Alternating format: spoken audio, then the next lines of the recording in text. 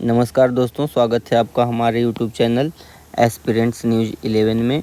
हम इस चैनल पे बातचीत करते हैं कि कौन कौन सी गवर्नमेंट एग्ज़ाम की नई वैकेंसीज जारी हुई हैं और उसमें क्या क्या इम्पोर्टेंट इंस्ट्रक्शन रहते हैं, उसके विषय में हम अपने इस चैनल पे डिस्कस करते हैं। आज हम डिस्कस करने वाले हैं ग्रामीण डाक सेवक की, जिसकी वैकेंसी की टोटल संख्या है 44,228, जो कि बहुत बड़ी वैकेंसी है।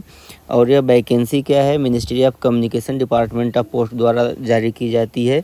और यह नोटिफिकेशन संख्या 17/3/2024 है और जो यह वैकेंसी 12 जुलाई 2024 की डेटेड है। अब यह क्या है, इसका पहले पूरा नाम जानते हैं। ग्रामीण डाक सेवक ऑनलाइन एंगेजमेंट शेड्यूल 2024। अब इसमें क्या है कि जो वैकेंसी है उसमें डिटेल है ग्राम डाक सेवक, जिसे branch post master, assistant branch post master, ABPM या डाक सेवक भी कहते हैं। इस वीडियो में हम आपको क्या क्या बताएंगे, रजिस्ट्रेशन कैसे होगा, उसके बाद एडिट या करेक्शन कब तक कर सकते हैं हम लोग, उसके बाद रजिस्ट्रेशन के लिए हमको क्या क्या चाहिए, मोबाइल नंबर, ईमेल आईडी, कौन कौन से डॉक्यूमेंट्स चाहिए। उसके बाद हम यह भी डिस्कस करेंगे कि डाक सेवक का क्या काम होता है, डाक सेवक की जॉब प्रोफाइल क्या होती है, क्या डाक सेवक एक नौकरी के अलावा इसके साथ कोई और भी काम कर सकता है, इसके विषय में भी चर्चा की जाएगी। और यह भी बताया जाएगा कि डाक सेवक की पोस्टिंग के लिए उसको एकोमोडेशन, मतलब कि उसको क्या रूम घर वगैरह मिलता है कि नहीं मिलता है, उसकी सैलरी कितनी होगी महीने की, ये सारी चीज़ें हम डिस्कस करेंगे इस वीडियो में। आइए चलते हैं, हम आगे देखते हैं इस वीडियो में और क्या है। जैसे हमने आपको बताया कि ग्राम डाक सेवक ऑनलाइन एंगेजमेंट शेड्यूल 2024 के विषय में बातचीत करेंगे। पोस्ट हमने आपको बता ही दिया है और डिटेल्ड जो यह नोटिस हमने डाउनलोड करी है, यह इंडिया पोस्ट gdsonline.gov.in से आप लोग कर सकते हैं। इसमें सबसे पहले देखिए रजिस्ट्रेशन, ऑनलाइन एप्लीकेशन और एडिट या करेक्शन विंडो के विषय में दिया गया है। आपको बता दें, रजिस्ट्रेशन के लिए आपके लिए क्या ज़रूरी होता है, मोबाइल नंबर और एक्टिव ईमेल एड्रेस होना चाहिए। और एक आदमी क्या है, बस एक बार रजिस्ट्रेशन कर सकता है। अगर कोई डबल या बार बार रजिस्ट्रेशन करता है तो उसका फार्म इनवैलिड और कैंसिल हो जाएगा। और रजिस्ट्रेशन के समय डॉक्यूमेंट के अलावा फ़ोटो और सिग्नेचर भी चाहिए होंगे। आइए इसके अलावा और क्या चाहिए। और क्या है कि मैंने पहले ही बताया कि जो बार बार रजिस्ट्रेशन करेगा उसको अगर कोई फॉर्म में गलती हो गई है तो दूसरा रजिस्ट्रेशन करने की ज़रूरत नहीं है, करेक्शन के लिए ऑप्शन आएगा। और करेक्शन का क्या है कि इसमें डेट भी देखिए यहाँ पे दिया गया है, रजिस्ट्रेशन 15 जुलाई 2024 5 अगस्त 2024 तक किया जाएगा, 5/8/2024 तक। और उसके बाद जो करेक्शन होगा, एडिट होगा, जैसे मान लो किसी का नेम या फिर कैटेगरी सर्टिफिकेट या फिर कुछ भी गलती होता है तो वो क्या है कि 6 अगस्त 2024 से 8 अगस्त 2024 3 दिन तक क्या कर सकता है कि करेक्शन कर सकता है। अभी आइए देखते हैं इसमें सर्विस की भी क्या कंडीशन होती है। सर्विस की कंडीशन में दोस्तों सबसे पहले हम बता दें कि इसमें ब्रीफ डिटेल दिया गया है सर्विस का, और यह भी बताया गया है कि क्या क्या जॉब प्रोफाइल है, रेजिडेंस और एकोमोडेशन के विषय में स्पष्ट रूप से लिखा गया है। सबसे पहले बता दें कि जो भी ग्रामीण डाक सेवक होते हैं वो रेगुलर एम्प्लॉय नहीं होते हैं। उनका क्या है कि गवर्नमेंट जो होता है डिपार्टमेंट जो होता है पोस्ट डिपार्टमेंट के द्वारा किया जाता है। और उनको क्या है कि कोई भी कर्मचारी GDS का यह नहीं समझेगा कि वो सेंट्रल गवर्नमेंट का एम्प्लाई है, ना ही उसको सेंट्रल गवर्नमेंट जैसे भत्ते और सुविधाएं मिलती हैं। हाँ, उसका जो है डिपार्टमेंट ऑफ पोस्ट ग्राम डाक सेवक के थ्रू जो कंडक्ट रूल होता है 2020 के अनुसार उसका संचालन किया जाता है। और day by day revision time से होता रहता है और अनुच्छेद 309 के अकॉर्डिंग होता है। और इसमें क्या है कि जब आप इसकी बातचीत करेंगे तो अगर देखें तो जो ग्राम डाक सेवक होता है उसको मिनिमम 5 से 6 घंटा का वर्क करना पड़ेगा पर डे। यहाँ पे स्पष्ट रूप से लिखा गया है, आप लोग इसको देख भी सकते हैं कि यहाँ से स्पष्ट रूप से लिखा है 4 hour minimum and maximum 5 hour a day ग्राम सेवक को करना है। और 65 साल तक ही उसको करना है, उसके बाद उसको काम पर नहीं रखा जाएगा। और इसमें यह भी लिखा गया है कि कोई भी जो ग्रामीण डाक सेवक है वह इस नौकरी के अलावा अपने परिवार का आजीविका साधने के लिए कोई और भी नौकरी कर सकता है। पहली ऐसी गवर्नमेंट जॉब है जिसमें आदमी एक साथ 2 नौकरी कर सकता है। अच्छा, अब इसके बाद क्या है कि यह भी जो दूसरी नौकरी होगी इसमें भी इसके रूल हैं, उसके अकॉर्डिंग होगा। अब आगे देखते हैं कि ब्रांच पोस्ट मास्टर क्या करता है। Job profile of branch post master. Branch post master की जॉब प्रोफाइल जो होती है उसे डे टू डे जो पत्राचार होता है पोस्ट ऑफिस में उसका संचालन करना होता है, और इंडिया पोस्ट पेमेंट्स बैंक का भी जो भी उसके नियम सुविधाएं होती हैं उसको टाइम टू टाइम देना होता है अपने कस्टमर्स को। और उसके बाद क्या है कि दूसरा इसको मार्केटिंग एंड प्रमोशन का भी काम करना रहता है। और उसके बाद सिंगल हैंडेड अगर ब्रांच ऑफिस है और ब्रांच पोस्ट मास्टर अकेले है तो उसकी क्या है ओवरऑल रिस्पांस। यदि ब्रांच ऑफिसर क्या है कि सिंगल हैंडेड है और वहाँ पे अकेले ही है तो वहाँ पे जो ABPM है वो उसकी सहायता करेगा एज ए हेल्पर। और अगर नॉन अवेलेबिलिटी ऑफ ABPM, अगर ABPM नहीं है असिस्टेंट ब्रांच पोस्ट मास्टर, तो क्या है कि उसे सिंगल हैंडेड ही सारा काम करना पड़ेगा। और भी काम जैसे हैं जो मेल ओवरसियर होता है, इंस्पेक्टर पोस्ट होता है और असिस्टेंट सुपरिटेंडेंट ऑफ पोस्ट होता है, उनके भी हेल्प का काम करना पड़ेगा आपके ब्रांच या ब्रांच पोस्ट मास्टर को। बारी आती है कि उसको क्या रेजिडेंस और एकोमोडेशन रहने के लिए घर मिलेगा, कमरा मिलेगा कि नहीं। तो जो सेलेक्टेड ग्रामीण डाक सेवक या ब्रांच पोस्ट मास्टर हैं उनको क्या है कि कमरा नहीं मिलेगा, सबसे पहले उनको नहीं मिलेगा। उनको क्या करना होगा कि खुद एक एकोमोडेशन प्रोवाइड करना होगा for branch post office. Branch post office के लिए उनको खुद एक एकोमोडेशन प्रोवाइड करना होगा after selection but before engagement. जैसे ही वो ज्वाइन करेंगे और कार्य शुरू करेंगे एंगेजमेंट से पहले ही उनको सबमिट करना होगा। फिर उसके बाद क्या है कि जो भी एप्लीकेंट सेलेक्टेड है will be required to reside in post village. जो भी एप्लीकेंट या जो भी अभ्यर्थी इसमें सेलेक्ट होता है उसे उसी गांव में रहने के लिए ज़रूरी है, उसे रहना ही पड़ेगा, क्योंकि ब्रांच ऑफिस की जो कार्य प्रणाली है सारा वहीं से फंक्शनिंग होगा। यह तो हो गया दोस्तों कि उसको एकोमोडेशन मिलेगा कि नहीं। फिर इसी तरीके से क्या है कि assistant branch post master ABPM का भी जो ब्रीफ डिस्क्रिप्शन ऑफ ड्यूटी है या जो जॉब प्रोफाइल आप समझ लीजिए, उसका भी काम है सेल ऑफ स्टैम्प स्टेशनरी और delivery of mail door step. हर दरवाजे तक, आपके जो दरवाजे तक जो मेल की डिलीवरी करेगा उसे ABPM कहते हैं। फिर उसके बाद इंडियन पोस्ट पेमेंट बैंक का भी काम करेगा और ब्रांच पोस्ट मास्टर को क्या है सहायता भी प्रदान करेगा। और आगे देखते हैं तो उसे क्या है कि मार्केटिंग के भी काम को सपोर्ट करना पड़ेगा। कोई भी कस्टमर सर्विस सेंटर द्वारा अगर प्रोडक्ट लॉन्च होता है तो उसका मार्केटिंग भी करना पड़ेगा। और ABPM को क्या है कि duty of BPM post master, branch post master की भी जो मतलब कि ड्यूटी है उसे भी करनी पड़ सकती है नॉन अवेलेबिलिटी ऑफ BPM, जब BPM नहीं रहेगा तब। और any other work assigned by superior like mail overseer, inspector of post और assistant superintendent of post office या सुपरिटेंडेंट पोस्ट ऑफिस का भी जो काम उसे दिया जाएगा ABPM को उसे करना होगा, क्योंकि वह एज ए हेल्पर की तरह या असिस्टेंट की तरह काम करेगा। यह आप लोग समझ लीजिए। फिर उसके बाद जो आप यह देख सकते हैं कि रेजिडेंस ऑफ ABPM है उसे भी उसी गांव में रहना पड़ेगा जहां उसका पोस्ट ऑफिस होगा। फिर डाक सेवक का भी सेम काम होता है, सेल ऑफ स्टाम्प या स्टेशनरी। उसके बाद क्या है कि पोस्ट मास्टर या सब पोस्ट मास्टर द्वारा अगर कोई ड्यूटी असाइन की जाती है तो उसे करना पड़ेगा।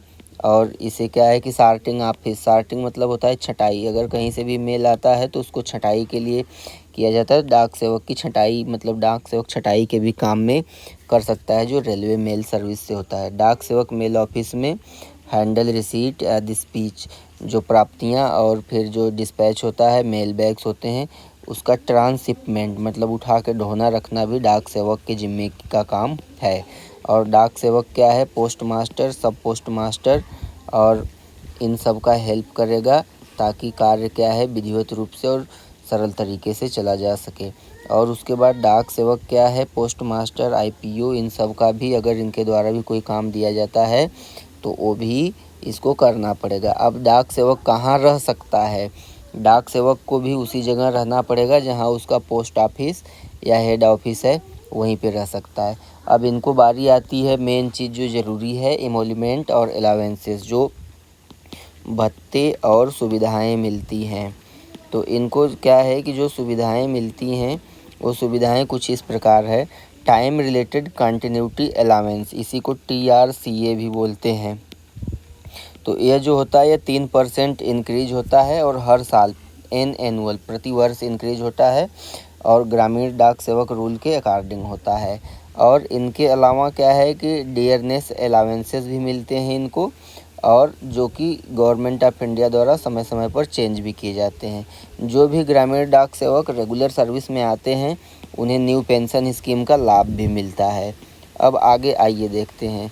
अब आगे अगर थोड़ा सा बात करें तो ब्रांच पोस्ट मास्टर जो है उसको क्या है कि आप यह देख सकते हैं कि ब्रांच पोस्ट मास्टर को BPM को 12,000 से 29,380 रुपये तक की सैलरी, और सहायक ब्रांच पोस्ट मास्टर या डाक सेवक को 10,000 से 24,470 रुपये तक की पर मंथ सैलरी मिल सकती है।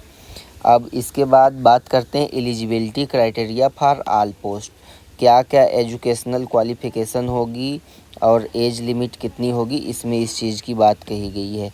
आइए सबसे पहले देखते हैं इसमें जो दिया है एज लिमिट।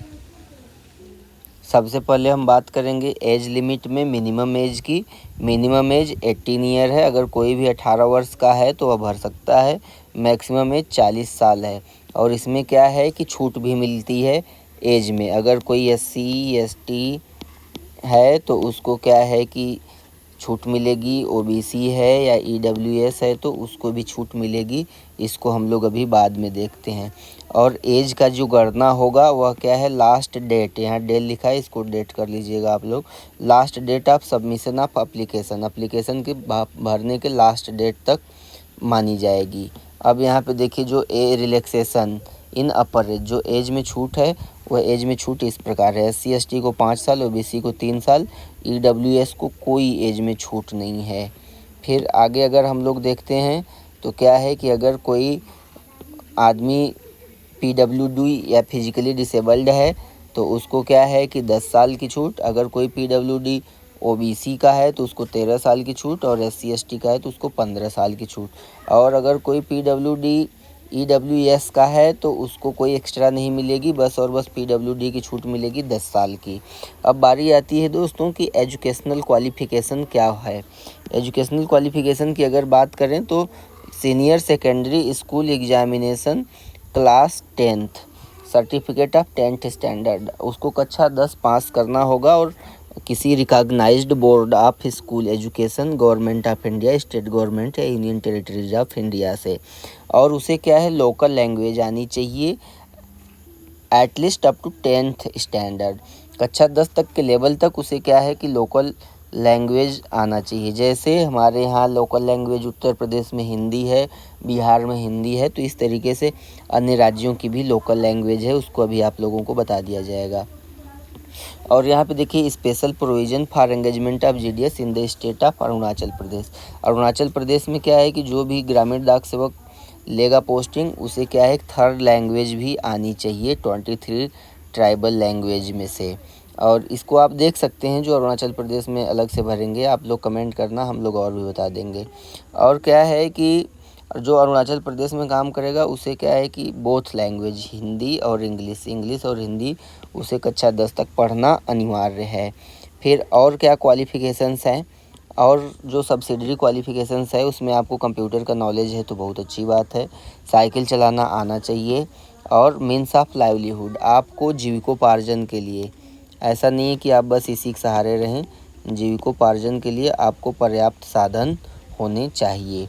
अब इसमें क्या है दोस्तों, रिजर्वेशन भी है कि जो भी मतलब कि लोग आरक्षण है, आरक्षण कैटेगरी से हैं उनको आरक्षण मिलेगा। SC ST OBC PWD और EWS को भी इसमें आरक्षण मिलेगा।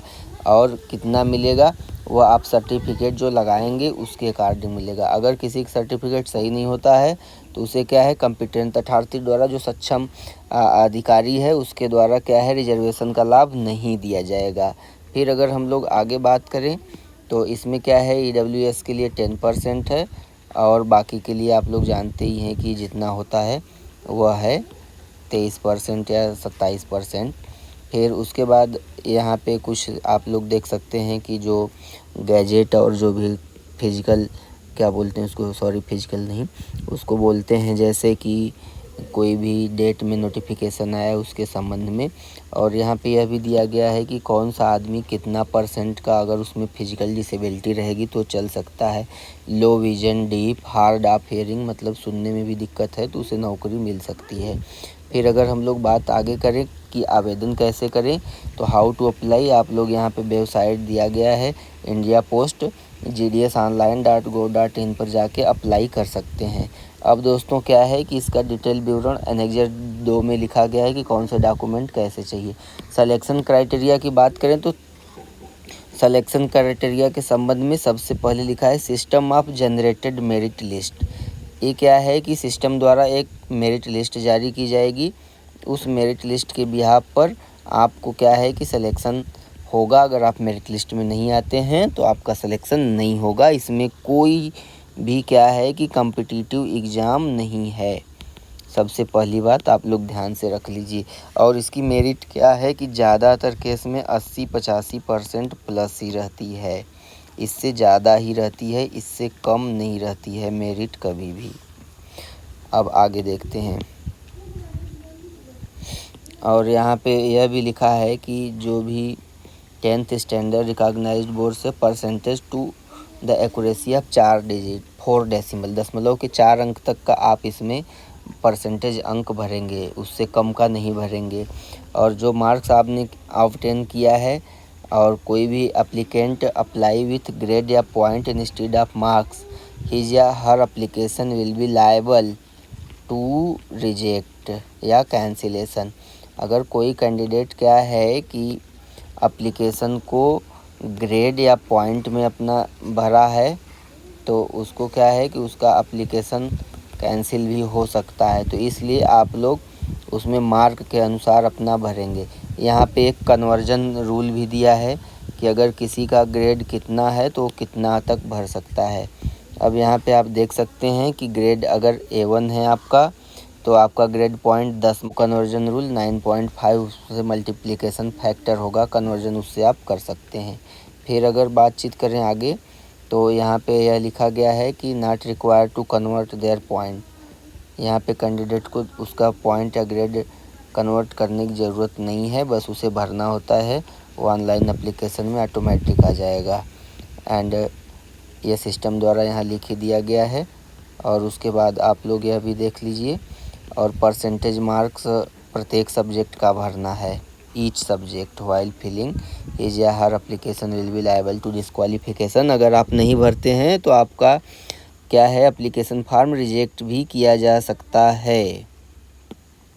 फिर इस तरीके से देखिए आगे अगर लिस्ट होते हैं डॉक्यूमेंट वेरिफिकेशन के लिए तो आपको निम्नलिखित डॉक्यूमेंट ले जाने होंगे। पहला मार्कशीट, दूसरा आइडेंटिटी प्रूफ, तीसरा कास्ट सर्टिफिकेट, चौथा PWD, पाँचवा EWS, फिर ट्रांसजेंडर थर्ड जेंडर का सर्टिफिकेट, डेट ऑफ बर्थ का प्रूफ, मेडिकल सर्टिफिकेट अगर आपको कोई दिक्कत हुई है तो।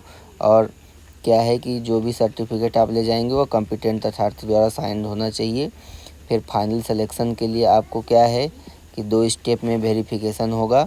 ओरिजिनल डॉक्यूमेंट पहले वेरीफाई किया जाएगा अथॉरिटी द्वारा, आप उसको चूज कर सकते हैं, आप लोकल टाइप में अपने यहाँ क्षेत्रीय जगह से चूज कर सकते हैं। और दूसरा जब आप एंगेजिंग अथॉरिटी, आप जब जहाँ जाएंगे पोस्टिंग लेने वहाँ पर यह 2 टाइप के वेरिफिकेशन होंगे। पहले आपका डॉक्यूमेंट वेरीफाई होगा, दूसरा आपका जहाँ ज्वाइनिंग होगा वहाँ आपका वेरिफिकेशन होगा डॉक्यूमेंट का।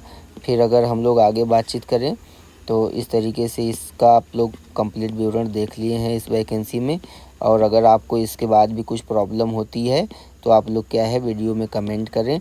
और यहाँ पे जो है कि एनेक्जर A लिखा है, इसमें किस तरीके से सीरियल नंबर और सारी चीज़ें दी गई हैं, आप इसको देख सकते हैं। Community wise OBC, low vision, PWD जो भी है आप लोग इसको सेलेक्ट कर सकते हैं अपनी कैटेगरी के अकॉर्डिंग। और रजिस्ट्रेशन के लिए यहाँ पे नियम बताया गया है कि आप कहाँ पे जाकर रजिस्ट्रेशन कर सकते हैं। और जो फ़ोटो क्या क्या चाहिए, मोबाइल नंबर चाहिए, ईमेल आईडी चाहिए, आधार नंबर चाहिए, और आप किस सन में पास हुए हैं और कौन से बोर्ड से पास हुए हैं यह भी सूचना चाहिए होगी। और क्या है कि हाई स्कूल की भी सूचना चाहिए होगी। फिर स्कैन्ड फ़ोटो JPS या IPEG फॉर्मेट में होना चाहिए, 50 KB से अधिक नहीं होना चाहिए किसी भी हाल में। साइन आपका 20 KB से अधिक नहीं होना चाहिए। पेमेंट ऑफ फ़ीस, कितनी फ़ीस लगेगी, अगर फ़ीस की बात करें तो इसमें 100 रुपये की फ़ीस लगेगी। और उसके बाद क्या है कि SC ST applicant, PWD applicant और सभी फीमेल और ट्रांस वीमेन एप्लीकेंट्स को क्या है कि फ़ीस में छूट दी गई है, इनकी फ़ीस 0 रुपये है। और आगे अगर बातचीत करें हम लोग तो एप्लीकेंट अगर जो फ़ीस का छूट है उसके अलावा सारे एप्लीकेंट को फ़ीस पेमेंट करना होगा, अदरवाइज़ उनके फार्म कैंसिल कर दिए जाएंगे। फिर अगर जो भी कैंडिडेट रजिस्टर करता है उसे अपना रजिस्ट्रेशन नंबर अच्छे से नोट करके रख लेना चाहिए, बाद में काम आएगा। अब ऑनलाइन एप्लीकेशन हो गया। अब इसमें क्या है कि आप ऑनलाइन एप्लीकेशन करते समय डिवीज़न सेलेक्ट करना होता है और GDS में only one of the selected division, vacant posts of GDS in only one of the selected division. मतलब कि एक डिवीज़न आपको सेलेक्ट करना है, उसके अंदर आप कई सारी पोस्ट, एक या उससे अधिक पोस्ट सेलेक्ट कर सकते हैं। तो अब यह तो आपको कंफर्म ही हो गया। अब इसके बाद आगे चलते हैं। तो डॉक्यूमेंट जो अपलोड करना है, डॉक्यूमेंट का आप यहाँ पे देख सकते हैं। नया फ़ोटो होना चाहिए, आपका सिग्नेचर होना चाहिए, 50 KB से कम होना चाहिए, 20 KB से कम होना चाहिए। और जो वेरीफाइंग अथॉरिटी होती है उसको आप यहाँ पे वेरीफाइंग अथॉरिटी के विषय में लिखा है, आप इसको आगे भी पढ़ सकते हैं। फिर अगर हम लोग आगे बातचीत करें, लैंग्वेज चाहिए, आंध्र प्रदेश में तेलुगु चाहिए, असम में असमी, बंगाली, बोडो इस तरीके से हो सकता है, बिहार में हिंदी, छत्तीसगढ़ में हिंदी, दिल्ली में हिंदी, गुजरात में गुजराती, इस तरीके से सारे राज्यों के आप यहाँ पे देख सकते हैं कि कौन से राज्य में क्या चाहिए, कैसे चाहिए। यहाँ पे आप पूरा विवरण लिखा गया है। यहाँ पे फार्म का सर्टिफिकेट का किस टाइप से रहेगा और जो कहीं काम कर रहे हैं उनके लिए किस तरीके से रहेगा ये दिया गया है। फिर इसके बाद क्या है SC ST का यहाँ आप लोग देख सकते हैं कि कैसे फॉर्मेट रहेगा, इसको आप लोग प्रिंट भी कर सकते हैं। और फिर अगर आगे चलें तो इधर OBC का दिया है। और फिर और आगे चलें तो इधर क्या है कि SC ST के बाद OBC के बाद EWS, यहाँ पे आप लोग देख सकते हैं EWS का दिया गया है। EWS वालों को सर्टिफिकेट बहुत विधिवत तरीके से बनवाना है क्योंकि उनको बार बार दिक्कत होती रहती है। यहाँ पे अंडरटेकिंग भी देना होता है जो भी कैंडिडेट सेलेक्ट होता है। इस तरीके से दोस्तों क्या है कि आपके इस वैकेंसी की जो नोटिफिकेशन है हमने सारा कुछ समझा दिया है। आप लोग अगर इस तरीके की सूचनाओं की जानकारी लेते रहना चाह रहे हैं तो आप हमारे चैनल एस्पिरेंट्स न्यूज़ 11 को सब्सक्राइब कीजिए और लाइक कीजिए और इसके बाद शेयर भी कीजिए। इस चैनल पे हम इस तरीके की सारी सूचनाएं देते रहते हैं।